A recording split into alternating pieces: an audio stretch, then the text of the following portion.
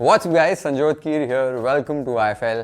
आज एक बहुत ही tasty restaurant style, dhaba style recipe share कर रहा हूँ, मशरूम दो प्याज़ा की।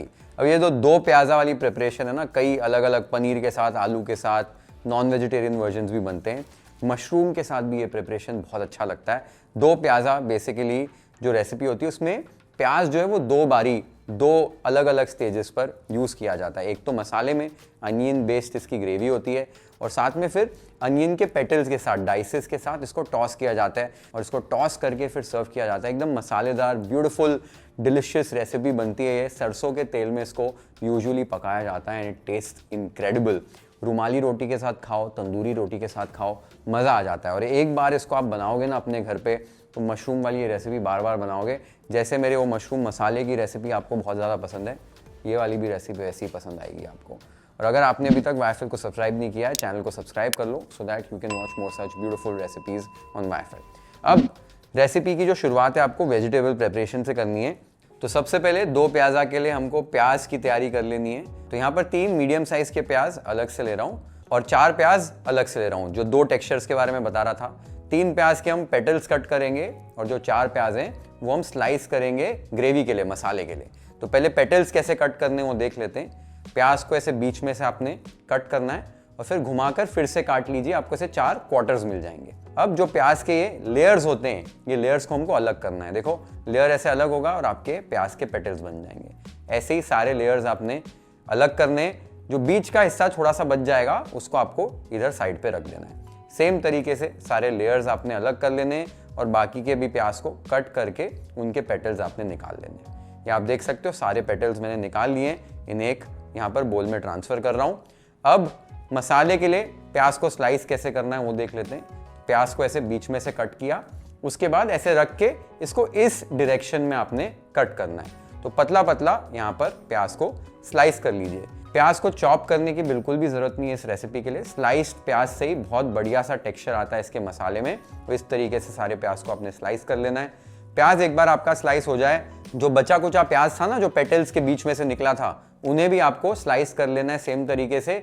बिल्कुल वेस्टेज नहीं करनी है, सारा जो हम सामान है वो यूज करेंगे इस रेसिपी में। तो प्याज को यहाँ पर मैंने स्लाइस कर लिया है।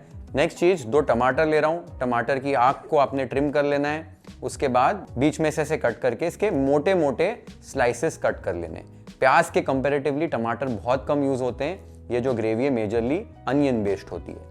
एक बार आपने टमाटर कट कर लिए, उसके बाद यहाँ पर धनिया की डंठल ले रहा हूँ। धनिया की डंठल को भी आपको चॉप कर लेना है। इससे बहुत एक फ्रेश फ्लेवर आता है और ये हल्के फुल्के जब खाने में आएंगे ना मसाले में, तो एक क्रंच लगता है, बहुत अच्छा लगता है मेरे को। तो ये अच्छी क्वांटिटी में आपने ऐड करनी है। नेक्स्ट यहाँ पर मैंने मशरूम्स ले लिए। बटन मशरूम यूज करने वाला हूँ इस रेसिपी के लिए। इन्हें मैंने साफ कर लिया है। अब मशरूम्स जो हैं कई बारी गंदे होते हैं और उनको साफ करने में दिक्कत आती है और कई लोग बोलते हैं कि इनको धोना नहीं है। बेस्ट चीज़ ये है कि आप खुद जाइए मार्केट में और मशरूम्स अच्छे क्वालिटी के साफ़ सुथरे खरीद के लाइए, तो आपको कभी दिक्कत आएगी नहीं। समझो अगर मशरूम्स बहुत गंदे हैं तो एक तरीका ये होता है कि सूखे ही मशरूम्स में ना थोड़ा सा मैदा स्प्रिंकल करना है और उनको थोड़ा सा रब करना है। रब करने से ऊपर की जो लेयर है, जो गंदी लेयर है, वो निकल जाती है और उसके बाद एक क्विक रिंस दे दोगे तो मशरूम्स एकदम बढ़िया तरीके से साफ़ हो जाते हैं। लेकिन ये प्रोसेस आपको तब करना है जब आप मशरूम्स को पकाने वाले हो। आपने एक बार धो लिया, बहुत टाइम तक इनको रखिए मत, नहीं तो मशरूम्स खराब होते हैं। तो आप बेसिकली जब भी इसको प्रिपेयर कर रहे हो उसके जस्ट पहले आपने इनको साफ करना है, धोना है और इनको इमीडिएटली यूज़ करना है। तो मशरूम जो खराब नहीं होंगे, टेक्सचर एकदम बढ़िया सा रहेगा। तो बटन मशरूम्स के साथ ये रेसिपी बहुत बढ़िया सी बनती है। एक बार आपने प्रेप कर लिया है, अभी इसके मसाले की हमको तैयारी करनी है। मसाले की तैयारी करने के लिए तो एक कढ़ाई ले लेनी है और गैस पे सेट करके गैस चालू कर देनी है। अब इसमें 3 से 4 टेबलस्पून सरसों का तेल लेना है। ये रेसिपी सरसों के तेल में ही बनाई है, बेस्ट रिजल्ट आते हैं। तेल को तब तक गर्म करना है जब तक कि तेल से धुआं छूट जाए। तेल खुला लीजिए क्योंकि प्याज को हमें अच्छे से भूनना है। एक बार तेल में से धुआं छूट जाए तो गैस की फ्लेम को एकदम लो कर दीजिए। अब यहाँ पर मैंने कुछ खड़े मसाले ले लिए हैं। 3 तेज पत्ते, 1 छोटा टुकड़ा दालचीनी का, 3 हरी इलायची, 1 मोटी इलायची, 1 छोटा पीस जावित्री का और 1 टीस्पून यहाँ पर जीरा ले लिया है। ये सारे खड़े मसाले आपने गरम तेल में ऐड कर देने हैं। साथ ही में जो प्याज हमने स्लाइस किए थे ग्रेवी बनाने के लिए, मसाला भूनने के लिए, वो ऐड कर दीजिए। अच्छे से स्टर कर लीजिए और अब एकदम पेशेंस से एकदम आराम आराम से मीडियम फ्लेम पर प्याज को आपको स्टर करते हुए अच्छे से भूनना है जब तक कि एकदम गोल्डन ब्राउन रंग के हो जाए। ये जो प्रोसेस है ना इस रेसिपी में, इसका कोई शॉर्टकट नहीं है। पेशेंस से अच्छे से इसे भूनिए तो ही मज़ा आएगा इस रेसिपी का। वैसे भी ये सब जो रेसिपीज़ हैं हम स्पेशल ओकेजन्स पे बनाते हैं, गेस्ट वेस्ट आ रहे हैं तब बनाते हैं, तो यहाँ पर थोड़ा सा टाइम दीजिए तो ही लास्ट में रिजल्ट आपको एकदम बढ़िया वाले आएंगे। एक बार कुछ लगभग 10 मिनट में आपके प्याज कुछ इस तरीके के दिखने लग जाएंगे। इस स्टेज पर आपको एक ट्रिक बता रहा हूँ, गर्म पानी का आपने इसमें छींटा मारना है। गर्म पानी का छींटा मारिए और फ्लेम को यहाँ पर तेज रखिए और फिर स्टर करके प्याज को आपको ऐसे भूनना है। और ये जो प्रोसेस है ना, गर्म पानी का छींटा मार के इसको आगे भूनना, इससे आपके जो प्याज हैं वो एकदम बढ़िया तरीके से कैरेमलाइज होंगे और इसका जो फ्लेवर है वो बहुत ही बेहतरीन आएगा। ये प्रोसेस को आपको 3-4 बार करना है। तो एक बार आपने पानी डाला, इसको भुना, वापस से थोड़ा सा पानी ऐड कीजिए और भूनिए जब तक कि ये जो प्याज है एकदम गोल्डन ब्राउन रंग के हो जाएं। ये आप देख सकते हो कैसे एकदम प्याज का रंग एकदम गोल्डन ब्राउन रंग का हो चुका है और जो प्याज है ना वो थोड़े से जैमी हो जाएंगे। ऐसे ही आपके प्याज भून जाने चाहिए। एक बार आपने प्याज को इस तरीके से भून लिया है, एक मेजर स्टेप हमारा कंप्लीट हो गया है। इस स्टेज पर इसमें अदरक, लहसुन और हरी मिर्च की पेस्ट आपने ऐड करनी है। 2 बड़े चम्मच यहाँ पर पेस्ट ऐड कर दी है। अच्छे से स्टर कीजिए और अब अदरक, लहसुन, मिर्च को भी आपने प्याज के साथ भून लेना है। अच्छे से 3-4 मिनट भूनिए। एक बार अदरक, लहसुन, मिर्च को भी आपने भून लिया है। इस स्टेज पर फ्लेम को लो करके इसमें कुछ पाउडर्ड मसाले हमने ऐड करने। तो 1/4 टीस्पून हल्दी पाउडर, 2 टीस्पून कश्मीरी लाल मिर्च पाउडर कलर के लिए, 1 टेबलस्पून धनिए का पाउडर, 1 टीस्पून तीखी वाली लाल मिर्च का पाउडर तीखेपन के लिए और गर्म पानी का छींटा फिर से मारेंगे ताकि हम मसालों को अच्छे से भून पाएं और मसाले जो हैं वो जले नहीं। और अभी आपको स्टर करके फिर से मसालों को अच्छे से भून लेना है कम से कम 3-4 मिनट के लिए।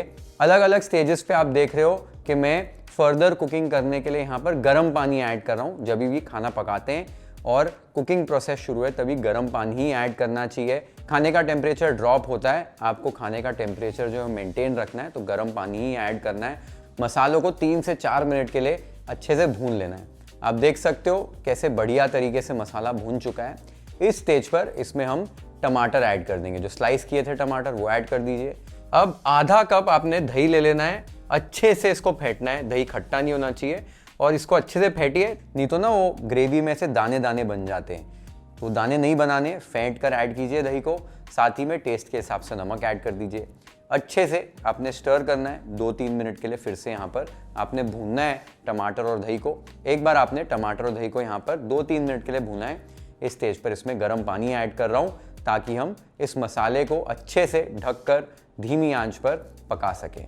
तो यहाँ पर गर्म पानी मिक्स करने के बाद अच्छे से स्टर कर लेना है और ढककर यहाँ पर इस मसाले को कम से कम 10-15 मिनट के लिए मिनिमम आपने अच्छे से धीमी आंच पर भूनना है ताकि सारी चीज़ें एक साथ मिलें, टमाटर गलें, दही अच्छे से पक जाए और सारी चीज़ें जब एक साथ आ जाएंगी ना, जो ये मसाला बनता है माइंड ब्लोइंग बनता है। और इस रेसिपी को पकाते हुए आपने देखा होगा हर एक स्टेज पर मैंने बारी बारी से इसमें गर्म पानी ऐड किया। और आप वैसे भी मुझे अगर फॉलो करते हो तो आपने कई बारी सुना होगा कि जब भी आप खाना पका रहे हैं तब इन बिटवीन जो प्रोसेस है गर्म पानी ही ऐड करना है, नहीं तो टेम्परेचर ड्रॉप हो जाता है अगर ठंडा पानी ऐड करें तो टेम्परेचर मेंटेन रखने के लिए, कुकिंग प्रोसेस को ऑनगोइंग रखने के लिए गर्म पानी हमेशा ऐड कीजिए, बेटर रिजल्ट्स होते हैं।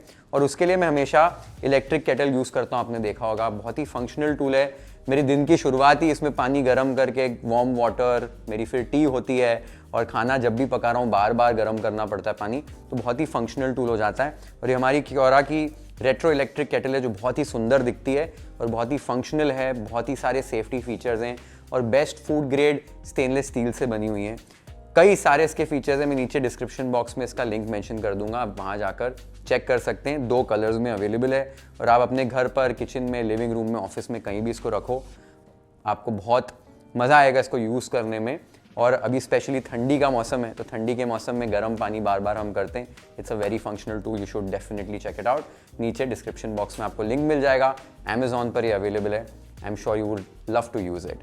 ठीक है, जब तक ये सारी चीज़ें अभी हमारी पक रही हैं, मसाला जो हमारा बन रहा है, तब तक मशरूम्स को कट कर लेते हैं। मशरूम्स जब भी आप लाएंगे ऐसे छोटे बड़े उसमें मशरूम होंगे, तो जो छोटे मशरूम है उनका खाली आपको स्टेम ऐसे ट्रिम कर देना है और उसको इंटैक्ट रखना है। और जो बड़े मशरूम होंगे कुछ इस तरीके के, उनके आप स्टेम ऐसे ट्रिम कर दीजिए और बीच में से 2 हिस्सों में काट लीजिए। आइडिया ये है कि आपके जो मशरूम बहुत छोटे वाले हैं, अगर उनको काट दिया तो घुल मिल जाएंगे ग्रेवी में, दिखेंगे ही नहीं। तो इस तरीके से सारे मशरूम को आपने काट लेना है। एक बार आपने मशरूम्स को काट लिया इस तरीके से, साइड पर रख दीजिए। साथ में मैंने यहाँ पर 3 हरी मिर्ची ले लिए।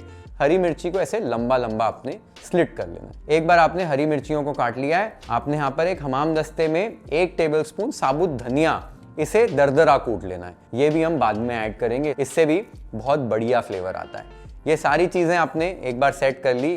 ग्रेवी को चेक करते रहना है बीच बीच में। देख सकते हो कैसे रोगन ऊपर छूट गया है और हमारा मसाला ऑलरेडी ऑलमोस्ट एक साथ आ गया है। बस 5 मिनट की इसमें कसर रह गई है। ढककर इसको 5 मिनट के लिए पका रहा हूँ लो पर ही। एक बार 5 मिनट के लिए इसको फिर से पका लिया है। फिर से चेक कर लेते हैं। क्या बढ़िया लग रहा है ये 2 प्याज़ा वाला मसाला। देखो रोगन छूट गया, साथ में सारी चीज़ें एक साथ मिल गई हैं, एकदम बढ़िया सी ये ग्रेवी बन गई है। एक बार ये ग्रेवी इस तरीके से रेडी हो जाए, इसमें अभी हम मशरूम्स ऐड कर सकते हैं। तो मशरूम्स को ऐड कर दीजिए और अच्छे से आपने स्टर कर लेना है सारी चीज़ों को। सारी चीज़ों को स्टर करके 2 मिनट के लिए हाई फ्लेम पर यहाँ पर पकाइए। एक बार आपने 2 मिनट के लिए पका लिया है, आपने ढक्कन लगाना है, फ्लेम को फिर से लो कर देना है। 5 से 6 मिनट के लिए लो फ्लेम पर मशरूम्स को पका लीजिए। मशरूम अच्छे से पक जाएंगे, थोड़े से मशरूम्स पानी छोड़ेंगे नमक की वजह से, वो सारा प्रोसेस हो जाएगा। 5, 6, 7 मिनट के बाद चेक कर लेना है आपने। देख सकते हो मशरूम्स ने कितना पानी छोड़ दिया है। अच्छे से स्टर कीजिए। यहाँ पर अगर आपको ऐसे लगता है कि आपको थोड़ी सी लटपटी सी ग्रेवी रखनी है तो हाई फ्लेम पर 2-3 मिनट पका लीजिए। कंसिस्टेंसी सही लग रही है तो फ्लेम को आपने लो कर लेना है और कंसिस्टेंसी ऐसी रखनी है। मुझे कंसिस्टेंसी एकदम परफेक्ट लग रही है तो मैं लो पर यहाँ पर इसे छोड़ रहा हूँ। साइड में हम 2 प्याज़ा वाले तड़के की तैयारी कर लेते हैं। तो एक फ्राई पैन लेना है, हाई फ्लेम पर अच्छे से गर्म कर लेना है, इंपॉर्टेंट है। फिर हल्का सा बस तेल डालना है, 1 टीस्पून। तेल गर्म हो जाए तब इसमें जो प्याज के पेटल्स हमने काट कर रखे थे वो ऐड कर दीजिए। साथ में स्लिट की हुई हरी मिर्ची, चॉप किए हुए धनिया के डंठल, दरदरा कूटा हुआ सूखा धनिया और साथ में सूखी लाल मिर्च यहाँ पर ऐड कर दीजिए। हाई फ्लेम पर 1 मिनट के लिए सारी चीज़ों को आपने टॉस कर लेना है। बेसिकली ये तड़का लगाएंगे हम 2 प्याज़ा को, तो 2 प्याज़ा हमारा कंप्लीट होगा और बहुत ही ब्यूटीफुल से फ्लेवर्स आ जाएंगे। 1 मिनट टॉस करने के बाद ये तड़के को आपने ऐड कर देना है। साथ ही में अदरक के लच्छे ऐड करने, 1 चुटकी गरम मसाला, 1 चुटकी भुनी हुई कसूरी मेथी का पाउडर और खूब सारा ताज़ा कटा हुआ धनिया। ये सारी चीज़ों को अब मिला लेना है। आप देख सकते हो ऑलरेडी ये मशरूम 2 प्याज़ा क्या माइंड ब्लोइंग लग रही है और क्या खुशबू यहाँ पर आ रही है। एक बार आपने सारी चीज़ों को मिला लिया है, टेस्ट कर लीजिए। नमक वगैरह कुछ एडजस्ट करना है तो यहाँ पर एकदम परफेक्ट टेस्ट आया है। कुछ चीज़ इसमें एडजस्ट करने की ज़रूरत नहीं है। ब्यूटीफुल डिलिशियस वाली हमारी मशरूम 2 प्याज़ा की सब्जी बनकर तैयार हो गई है। इसे भी प्लेट कर लेते हैं वाइफल स्टाइल।